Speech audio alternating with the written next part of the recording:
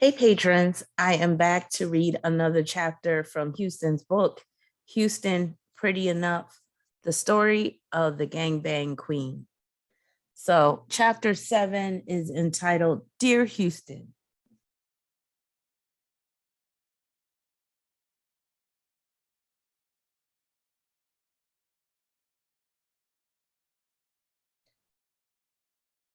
Unlike a lot of porn stars, I ran my own fan club. I personally opened, read, and responded to every letter I received. There was no Xerox form letter like the ones many other public figures, both adult and mainstream, send. I always found it important to be accessible to my fan base. I received letters both sweet and creepy, touching and horrifying, and a couple that had nothing to do with me other than the urge to share a fantasy. Here's a sample of some of the correspondence I received in their unedited glory. So the fan mail that she's receiving and her really wanting to be accessible to her fans, that's her moon in Gemini.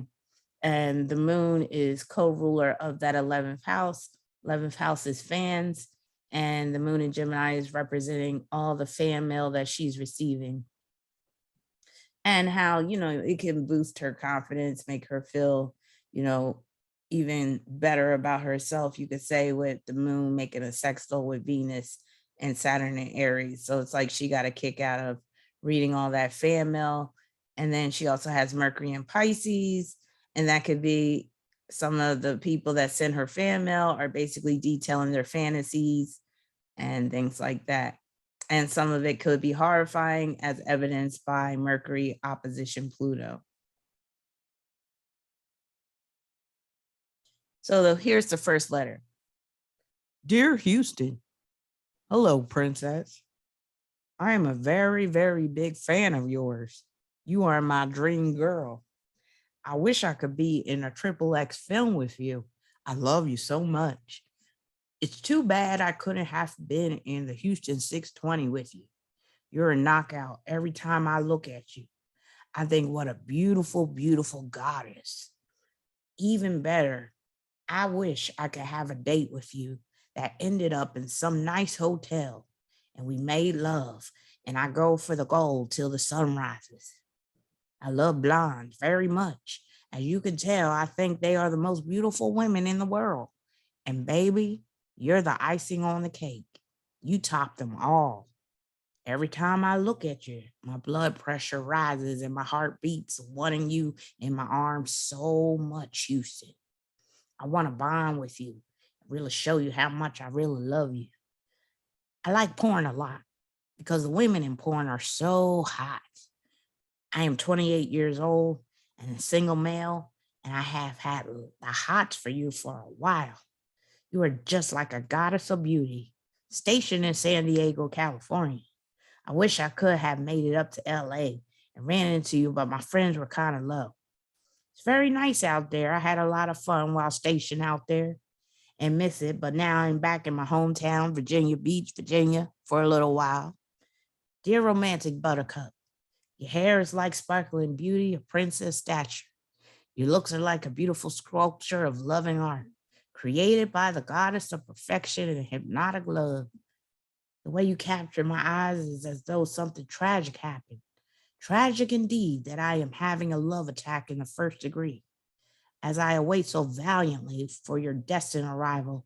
With me, you were meant to be. Your wannabe sex slave, Michael P.T. All right, so here's the next letter. Hi, my name is Brian. I am a fan of your movies. You're a really good actress. I'm trying really hard not to sound like a dick here. For being famous, you sure don't act like it. You're really down to earth, not even snobby. So, what do you look for in a guy? I'm just asking. I know when I'm out of my league. Some people think you're some sex crazed slut because you're in porn. Well, that ain't true. So, you tell them to kiss your ass. The way I see it, you do what you got to do to survive. I have a lot of respect for you. You've earned it, if didn't already deserve it. Anyway, I hope to get a reply for you. I love getting mail. If possible, I'd like to write you. You seem wise. Maybe you can help me with my woman problem. Anyway, hope to get a reply. Brian Beebe. P.S. If possible, may I have a pic? If not, it's okay. Here's the next letter. Houston, I just love watching you in your movies. You give great head, and when you do anal, I just explode. I get an erection just looking at your picture. Please send me a list of your movies. And if you still do live appearances, please send me a copy of your schedule. Love, Bob. Here's the next letter. Houston, hello. Thank you so much for your letter. It truly means so much to me. No one else would have taken out of their busy day to write me. Your letter means so much to me. Thank you.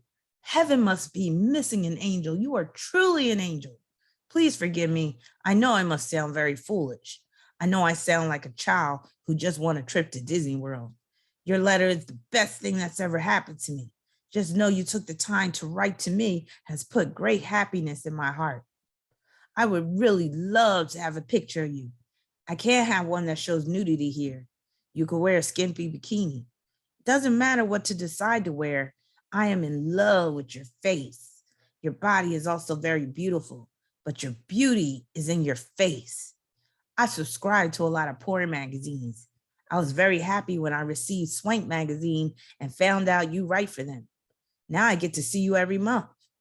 The last issue of Swank, you wasn't in it. Do not tell me those twins are taking your place. There is no top-rated porn star that could even come close to taking your place. You are one in a million. No one could ever replace you. Now I hear that the kid you took to his prom had the chance to marry you. Does he even know what an honor he had? That is like a chance in a lifetime.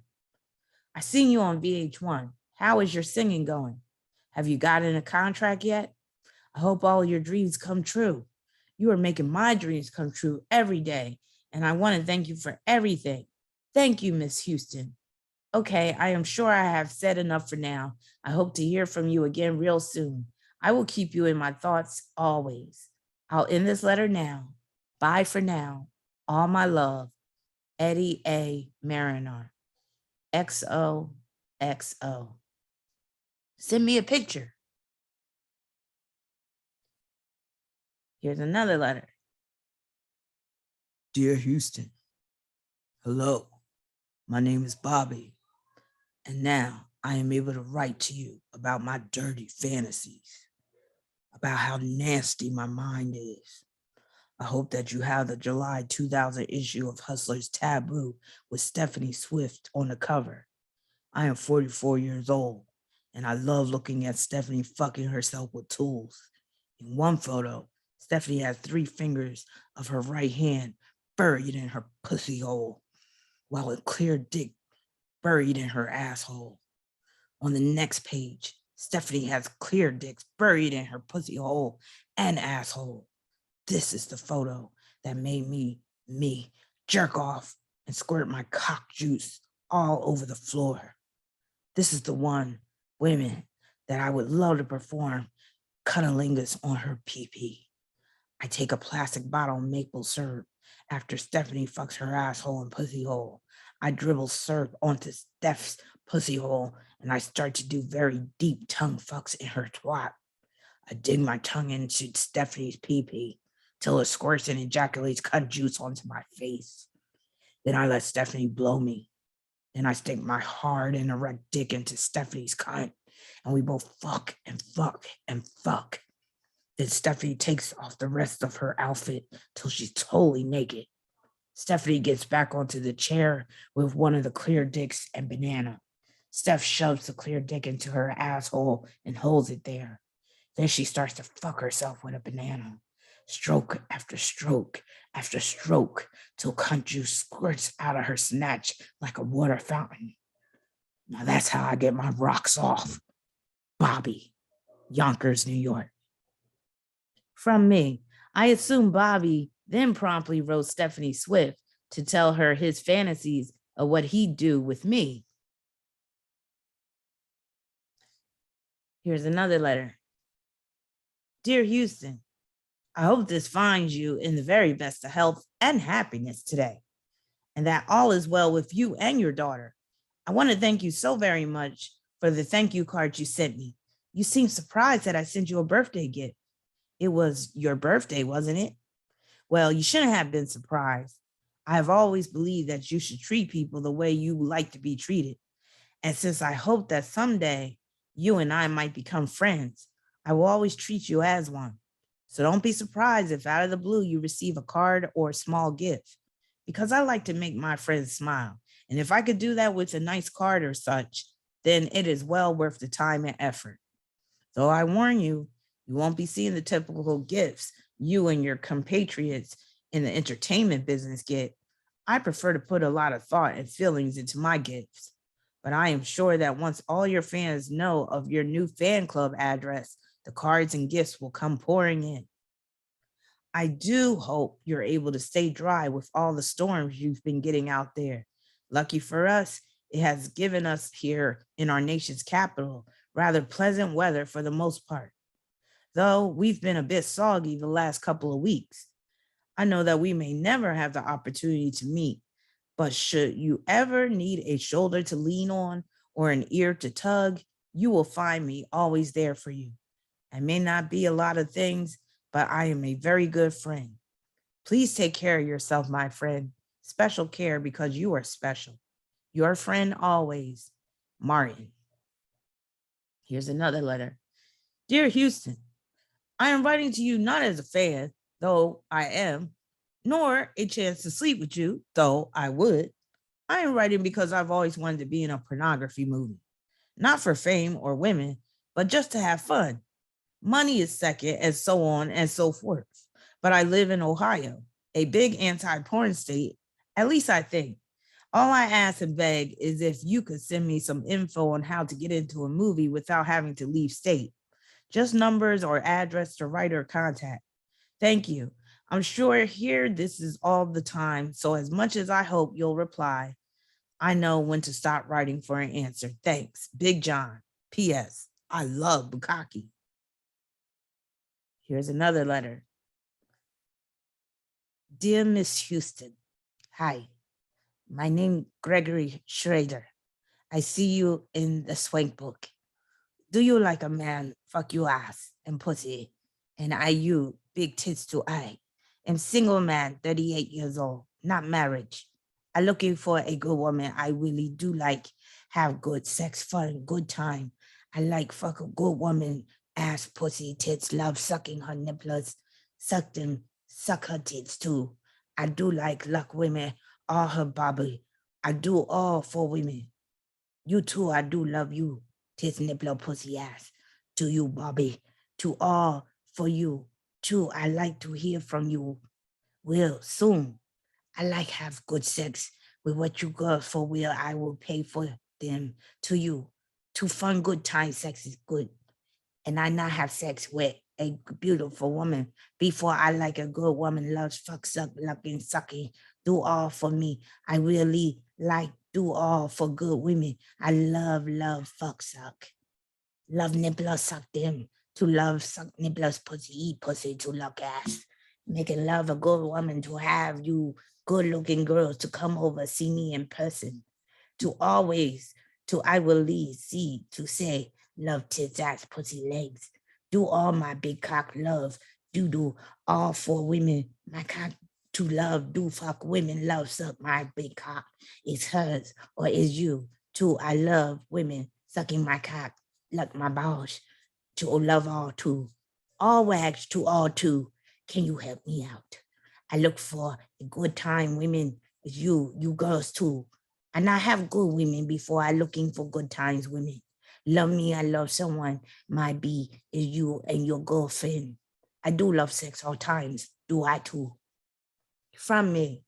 At least it looked like a question mark at the end of the letter. It's hard to tell with this one.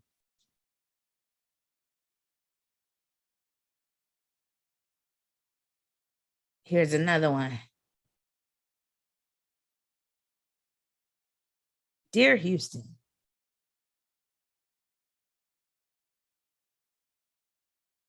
I am a huge fan of yours. I've seen a lot of your work and I'm very impressed.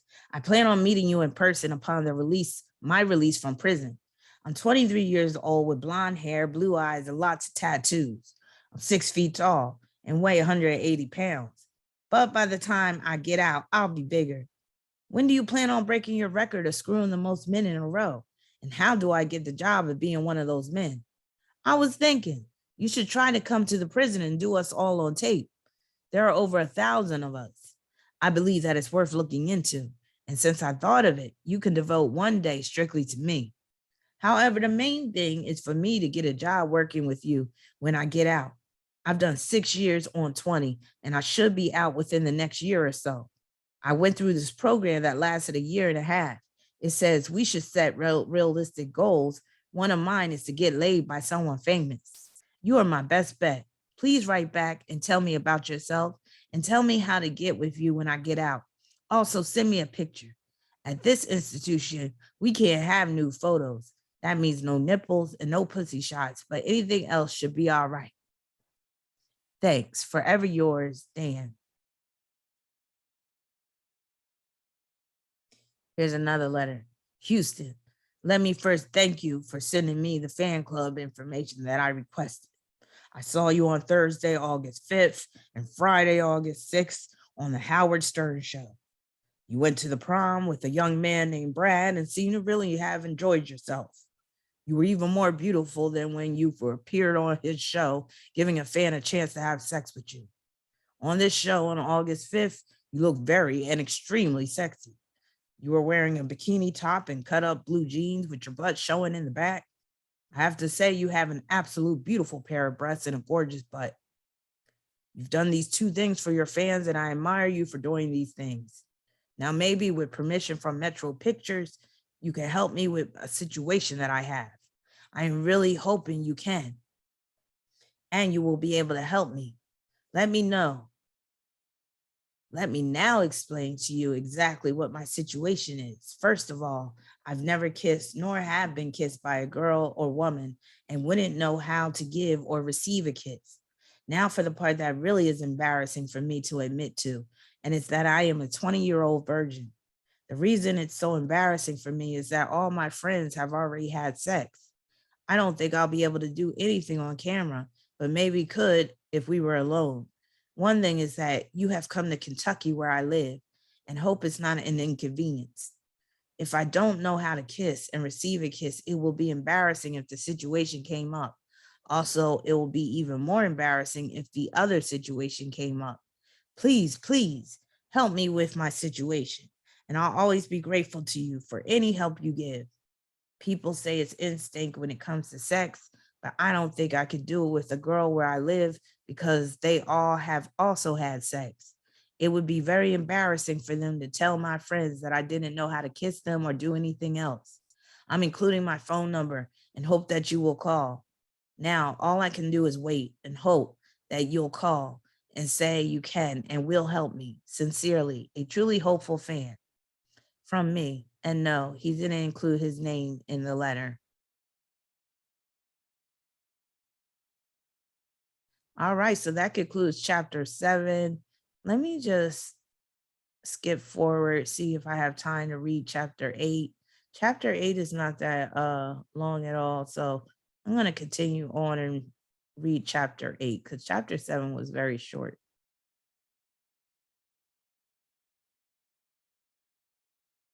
Chapter 8 is titled Mirror, Mirror on the Wall. I've always thought that I could look better. My face, my breasts, my skin, no matter how many compliments I've gotten, no matter how many people told me how attractive they thought I was, no matter how many beauty contests I won, I never felt pretty enough. Note to self, I think this book has a title now. Even when I was on top of the world, mobbed by fans, and basically being paid for my looks, I never felt I measured up to my own standards of beauty. That's her Libra South Node in the second house. It's not that I look in the mirror and completely hate what I saw, but I could spot things that others couldn't, things that could have been improved. And with the fact that that Pluto and Virgos could join to that Libra South Node, that just exacerbates her not being satisfied with herself, not feeling like she's pretty enough. Plastic surgery offered me the ability to fix things I hated about myself, but as time went on, it became an addiction and obsession. That's that Pluto conjoined to the Libra South Node. Obviously, it began with Garth doing my first set of implants back when I was 18, but it didn't stop there. As I also said earlier, Garth had performed dermabrasion on me a year or two later, which, as I said, is a procedure in which they remove a layer of skin in order for it to look firmer, younger, and smoother. That dermabrasion is coming in with that Venus conjoining Saturn in Aries.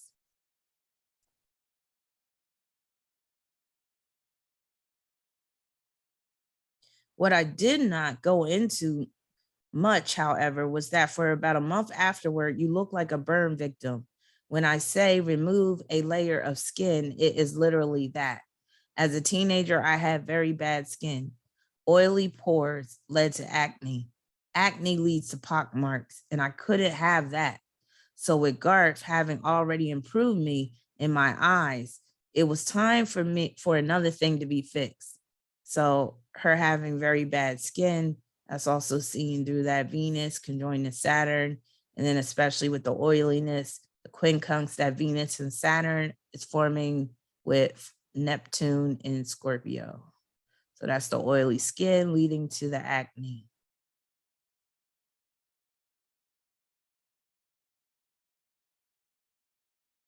All right, continuing on.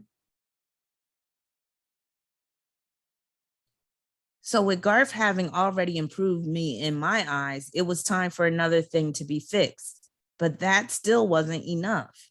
Next were the collagen injections to make my lips fuller.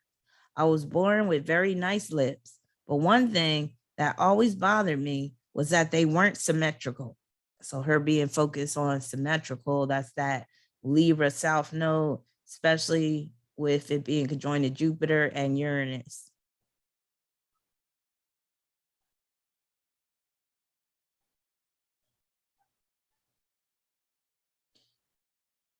My bottom lip was a little larger on the side than the upper one. Collagen injections hurt like a son of a bitch, but they were helping my lips to even out a bit. Eventually, though, I had to stop because the pain grew every time I get them until I finally couldn't take it anymore. Not to mention the injections give you tiny holes in your lips. At first, they're not noticeable, but the more injections you get, the more tiny scars start to form. And with how often I picked apart my looks, continuing to get them would have resulted in my going crazy. So once Garth broke things off with me, I moved to a different plastic surgeon, the one I mentioned who had been at the gangbang in disguise, who had not wanted to help me when I had the problem with my implant, Dr. Randall Hayworth. Now, renowned Beverly Hills plastic surgeon, aren't they all? And the surgeon on the Swan, Dr. Hayworth took over where Garth had left off, only without as much care towards my well-being. The implants Garth had given me were a solid C cup and 500 cc's of silicone in each implant. During my bikini contest days, I started to feel as if they weren't big enough. So I went a bit bigger, up to 600 cc implants. A little bit after that was when I went into porn. In porn, the size of my breast was the commodity, and I was fairly happy with them until the time when there was a definite scare in the media concerning a possible link between breast cancer and silicone implants. I decided that it might be a good idea to switch to saline implants, which were being touted as a safer alternative. I went to Dr. Hayworth with the intention of switching to saline. The results of this particular surgery were recounted in the last chapter, where I mentioned Brad having to call 911 because one of my breasts had swelled up to the size of a watermelon. I probably should have stopped going to Dr. Hayworth for plastic surgery at that point. I went back to silicone when my chest recovered from that horror, but I was still being bombarded by news of how dangerous silicone supposedly was. Hayworth had come close to killing me the first time I tried switching, but I was convinced the switch was the right move. Unfortunately, the saline implants looked and felt like crap. They were hard as rocks and wouldn't drop like breasts do naturally. Garth used to tell me that he had a pair of implants waiting for his future wife and that they would be silicone implants because silicone is the softest, most natural type of implant. Sure, if a saline implant pops, all you have then is salt water floating around your body instead of a hazardous material like silicone, but they just didn't feel right. In fact, around the time of my 31st birthday, which would have been only a few weeks after the surgery, I developed a large mass on my right breast. I had switched to saline purposely to avoid anything like this, so I was understandably freaked out. I made an appointment with Dr. Hayworth. He decided that the best course of action would be to extract fluid from the lump, but Dr. fucking Swan ended up popping the implant. Oops. Butterfingers. Remember that whole saline floating in your chest scenario? I just laid down. I experienced it firsthand. If that had been one of my silicone implants, I'd be dead right now. For those keeping score, this would be fuck up number 2 from Dr. Hayworth. There would be more. So, with saline floating around in my chest, he told me that I had to go in the next day because they had to fix the situation. I went to the surgery center at his office, and Dr. Hayworth decided the best course of action would be to just remove the implant completely. I can't begin to tell you the horror of waking up with one breast. I made my money on my body. How was I going to make money with one boob? I was in a panic. And to make matters worse, while I was under the knife, I contracted an airborne staph infection. For those unaware, a staph infection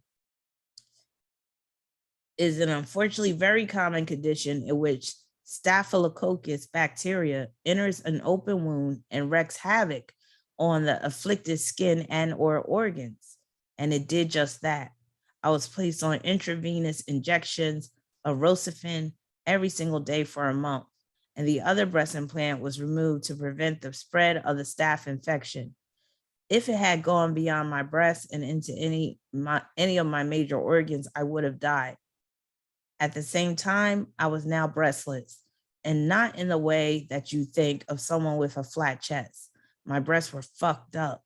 My muscles were pulled in and deformed from the previous implants.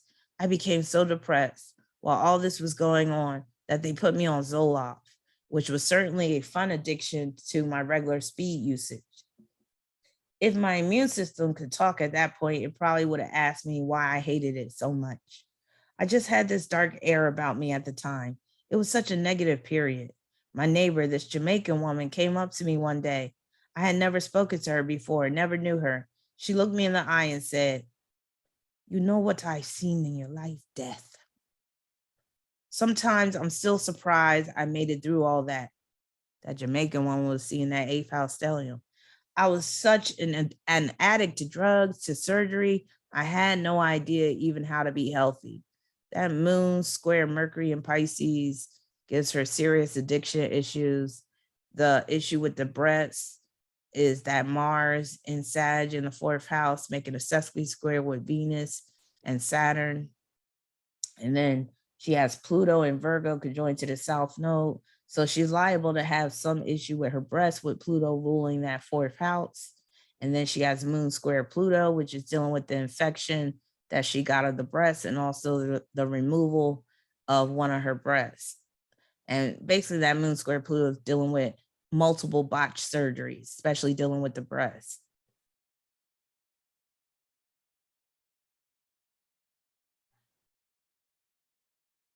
All right, so she said, when my body had recovered enough, I did go back to silicone. It was very hard to find someone willing to do it. No doctor would touch me.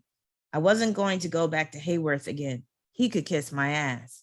After an exhaustive search, I found a doctor at Cedar Sinai who agreed to put in a new set for me. However, because of the muscle being so fucked up, his only choice was to put in the absolute largest implants he could find. In order to fix the problem, he had to put 800cc implants in to push the skin out. I had to special order them, as the biggest you can normally go is 600 cc's. Thinking back to Dr. Hayworth, I don't know why he screwed up so badly during the times he worked on me, whether he was high, as some people have implied to me, or distracted, or just having an off day. But it was a nightmare dealing with him.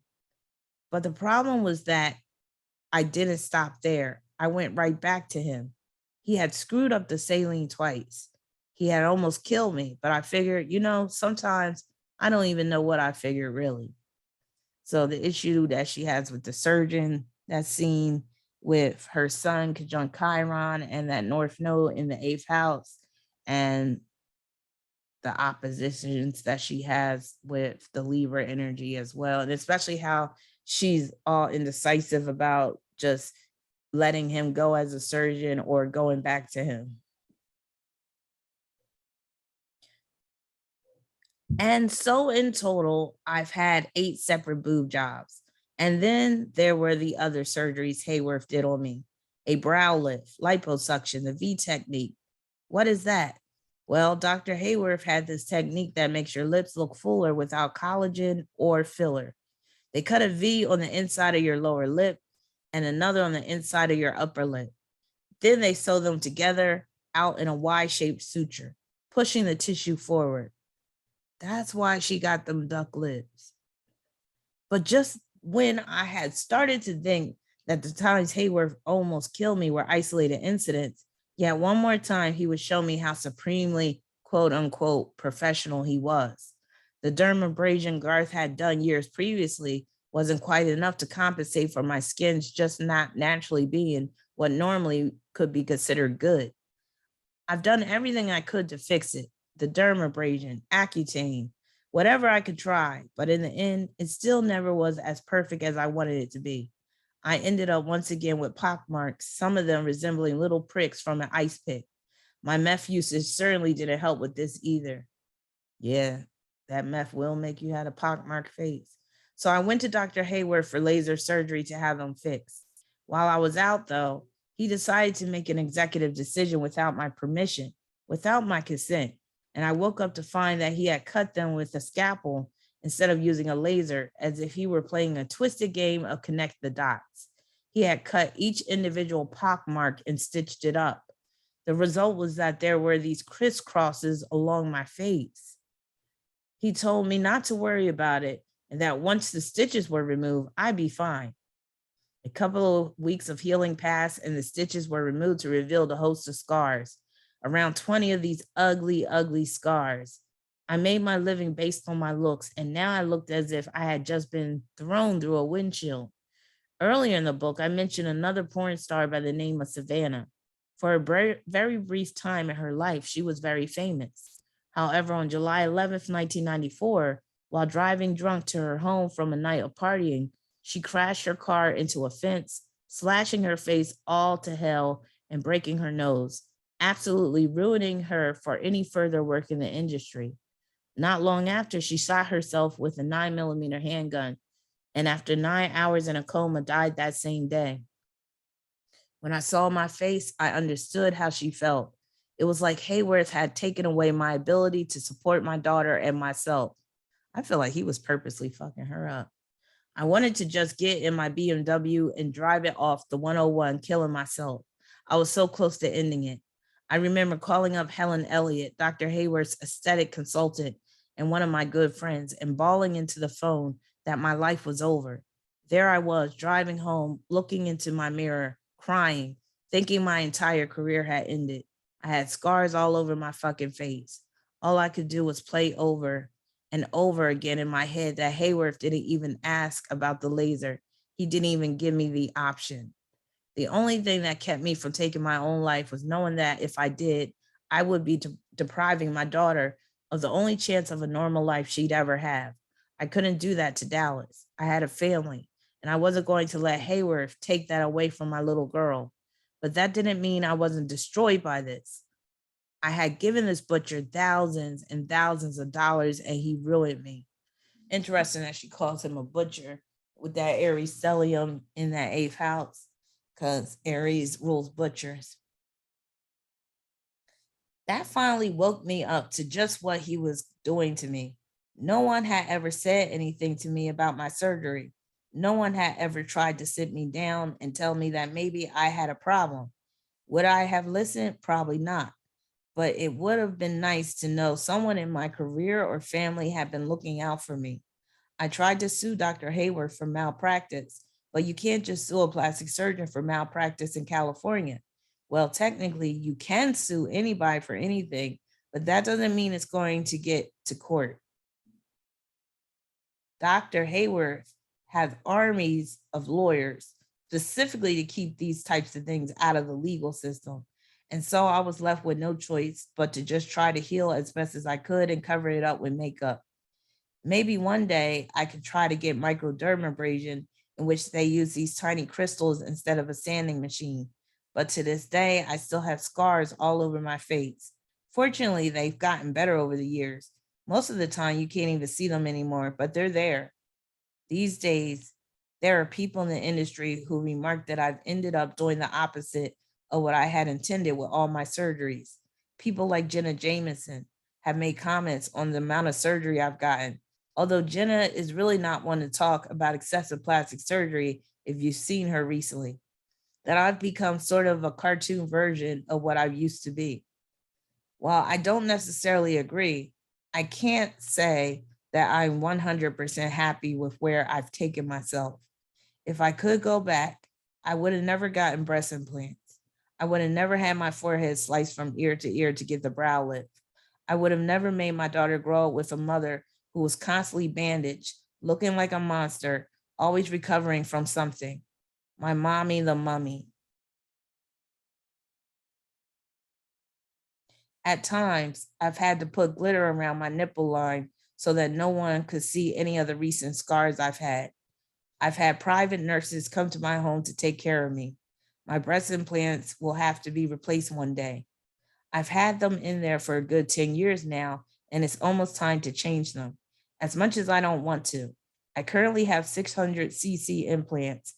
After getting the 800cc implants to push out the skin, I eventually got another surgery to go down a size a bit.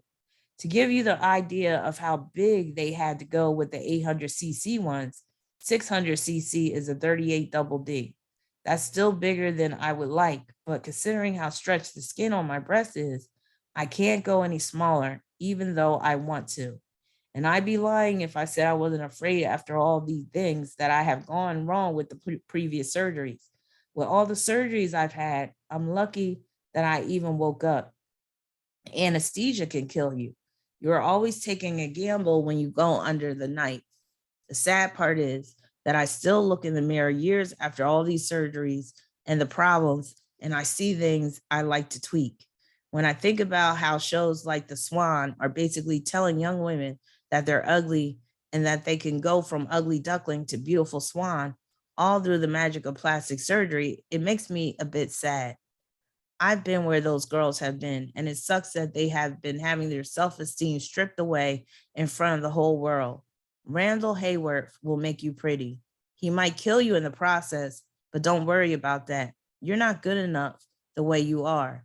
It's an old song, and I've heard it many times in my head. If there were anything at this present moment that I fixed, though, I'd reduce my lips. But I'd rather have them big and sexy than to have another disaster. I have a very strong fear of another staph infection or not waking up from the anesthetic or any of the myriad of other problems that could happen. Besides, the older you get, the less lip you have. So when I'm older, I'll be set because I'll still have pretty lips. But Houston, don't end the chapter yet. You're probably thinking right now, what about your most famous plastic surgery? You haven't said anything about it yet. Didn't you once auction off your labial trimmings? Well, yes, I did. That surgery is a little bit different from the others because I didn't really have a problem with the way my labia looked. It wasn't like my skin or my breasts where I felt like I didn't measure up. Yes, I was born with more labial skin than a lot of women, but it was never really a negative. The only time it ever became a problem was when I would do shows in which I'd only be allowed to go topless instead of completely nude. And it would have gotten me arrested for indecent exposure if any of it had been hanging out.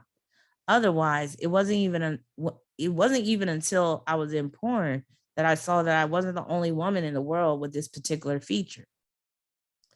There was this one incident, though, in that scene I mentioned earlier, in which I was with that angry man in the cake, the guy with the sugar allergy. He was this young, immature prick of a guy just starting out in the industry. And there I was, a fairly well known contract girl, giving this guy the opportunity to make a name for himself. Not only was he visibly agitated by the presence of something he was allergic to, but when it came time for us to actually get down to the sex in the scene, with a single look, he managed to further spoil the vibe of the scene for me. You wouldn't know it from watching the scene. To the outside world, it was still a kick ass scene. I looked hot, and dickhead or not, he was a good looking guy.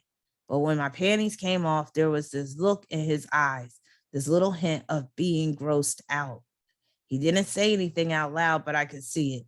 There was a definite change in him and a hint of reluctance to go down on me. It wasn't as if this were the first pussy the guy had ever seen. I'm sure, and really, he should have just manned up and done seen the best of his ability. But the bottom line was that the man was immature. He wasn't on my list of male talent, but I gave him a shot. In return, he managed to make me uncomfortable. I would fire him right there, given the chance to do it again. That was just completely unprofessional of him. But that was the only real time I could think of that anybody had anything negative to say about it. In fact, I remember being asked not to have the surgery by quite a few people in the industry since my labia had become something I was known for. Still, I went with it. It started with this trip I made to a doctor on Wilshire. For the life of me, I can't remember his name, but he had suggested that he would be able to fix my labia for me. I wasn't really in the market for that particular type of surgery, but I thought, what the hell? I told him that if he could give me a good deal on it, I not only let him do the surgery, but I promote him as best as I could. A few friends and I talked it over and decided in typical Houston promo horror mode that I'd do one better and broadcast the surgery itself. The doctor wasn't stupid. He had seen the events I had made, the gangbang and the prom, and knew this would bring him a lot of business. When he agreed, I decided that since I was going to show the world the surgery, the only logical step would be to auction off what they trimmed from my labia to the highest bidder. Really, it just seemed like something to do. Of course, when it came time to show the surgery, most of the major cable pay-per-view networks had a bit of problem with it. So we ended up charging via the internet using an old site I used to have. When the operation is performed, you're anesthetized, and an upside down triangle is cut on the backside of the labia around the middle. Then the excess tissue is pulled back as they make the labia smaller. At the same time, they lipo a small amount of fat out of you to inject into the outer majora so that it looks more youthful. It's only a few millimeters they cut, but it makes all the difference in the world. Didn't Jada Pinkett have some type of surgery like that too? And she said she got some flack for that. She was like, she looked like a 16-year-old girl or something now or something. It isn't the prettiest of operations, and shockingly, it didn't do the numbers my other media outlets events have done. One of the guys in my camera crew fainted. In fact, I do recall Howard Stern telling me that he wanted to throw up upon viewing it. Now, I watch surgeries, but that's a surgery I would not want to see. That was a little bit after the operation when I went on his show to give him a surfboard and announce the auction of the trimmings. I hired an armed security guard who carried them in a big metal suitcase, handcuffed to his wrist, as if it were the president's nuclear football. By this point, they were encased in a lucite sculpture on a marble stand that read Houston, like a piece of baseball memorabilia. They resembled two little strips of bacon. Ew. It was, of course, a good piece to have on your mantle and a conversation starter at your more respected social gatherings. What's that on your mantle, Bob? I'm glad you asked, Jim. That's the world famous porn star and gangbang queen Houston's pussy lips, encased in a lovely lucite sculpture. I like the cut of your jib, Bob.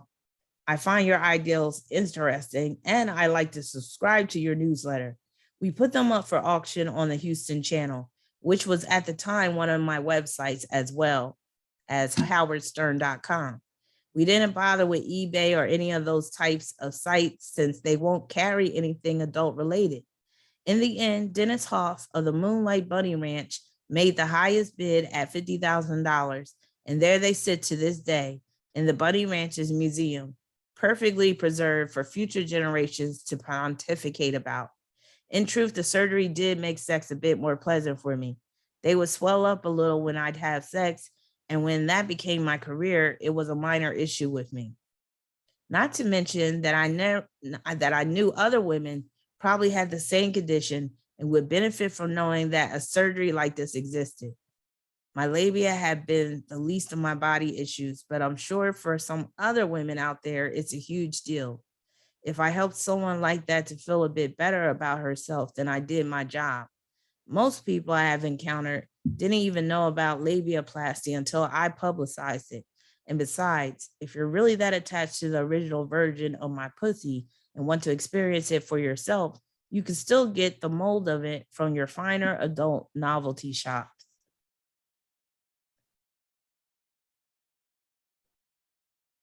All right, so let me just share my screen and show you the images. And there's not an image of the surgery, thank God.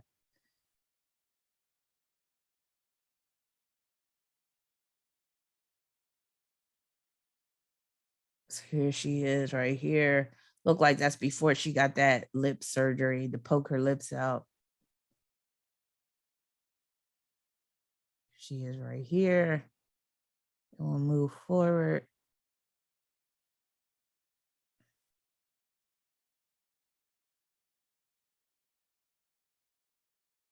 Now, for some reason, this picture isn't coming up.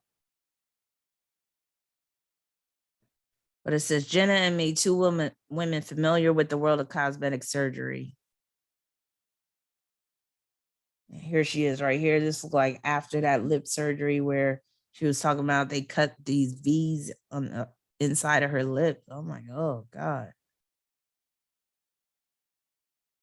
And here she is right here. That's not a bad picture of her. All right, so that concludes chapter 7 and 8.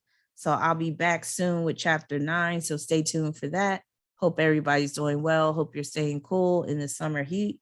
And I'll see y'all later.